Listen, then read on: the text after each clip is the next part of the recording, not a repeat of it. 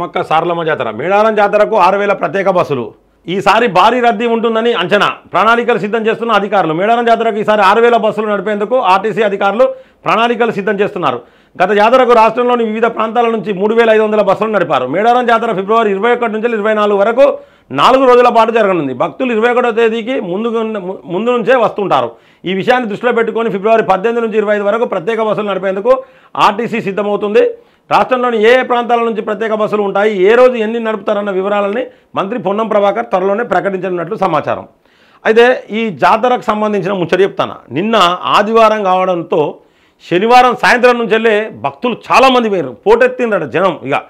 ఇక దర్శనానికి కూడా 4-5 గంటల సమయం పట్టిందట నిన్న 4-5 గంటల సమయం పట్టిందంటే అసలు ఇంకా జాతర ఏమి స్టార్ట్ కాలేదు కానీ నిన్న 5 గంటలు 6 గంటల సమయం పట్టిందట మేడారంలో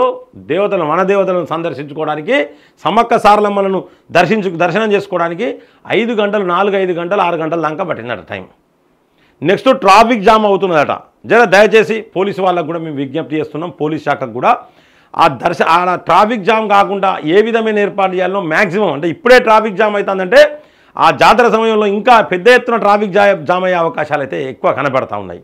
అలాగే అందరికీ నేను చేసే విజ్ఞప్తి ఒకటి మేడారం జాతరకు పోయే భక్తులకు పుప్పాల రజనీకాంత్ అనే వ్యక్తి నేనే పొలిటికల్ వైబ్స్ ద్వారా ఒక విజ్ఞప్తి చేస్తున్నా దయచేసి ప్రతి ఒక్కరు కూడా ఆర్టీసీ బస్సుల్లో పోవడానికే సుముఖంగా ఉండండి ఆర్టీసీ బస్సులనే ఉపయోగించుకోండి కార్లు ఉన్నాయని కార్లు పోవడం ఇబ్బంది పడడం వద్దు కార్లు మాత్రం దగ్గరికి ఆ యొక్క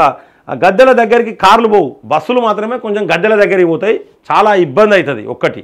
రెండోది ఆర్టీసీ ప్రయాణం అనేది సురక్షితం సేఫ్ చాలా సేఫ్ ఆర్టీసీ ప్రయాణం అలాగే మహిళలకు ఉచితంగా బస్సులు ఉన్నాయి మహిళలకు కాబట్టి మహిళలు కూడా సద్వినియోగం చేసుకోండి ఇంకోటి నిలబడిపోయే కార్యక్రమాలు చేయకండి ఎందుకంటే చాలా దూరం సమ్మక్క సారలమ్మ జాతర దర్శించుకోవాలంటే చాలా దూరం కాబట్టి నిలబడిపోవద్దు కూర్చొనే పోని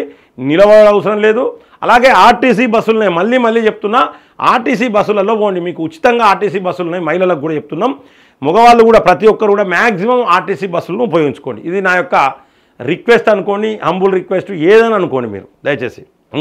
వనదేవతల దర్శనానికి పోటెత్తిన జనం ఇక చూడండి ఇదొకటి నెక్స్ట్ వేములవాడకు రెట్టింపైన ప్రయాణికుల సంఖ్య సిటీ ఆర్డినరీ మెట్రో ఎక్స్ప్రెస్ బస్సులను జిల్లాలకు పంపి అక్కడి నుంచి మేడారానికి నడిపించేందుకు అధికారులు ప్రణాళిక రూపొందిస్తున్నారు వేములవాడ రాజన్న ఆలయానికి కొద్ది వారాలుగా ప్రతి సోమవారం దాదాపు 40,000 మంది భక్తులు వస్తున్నారు మేడారం వెళ్లే వాళ్ళు వేములవాడ రాజన్నను దర్శించుకోవడం ఆనవాయితీ గత సోమవారం వేములవాడకు 80,000 మంది వచ్చారు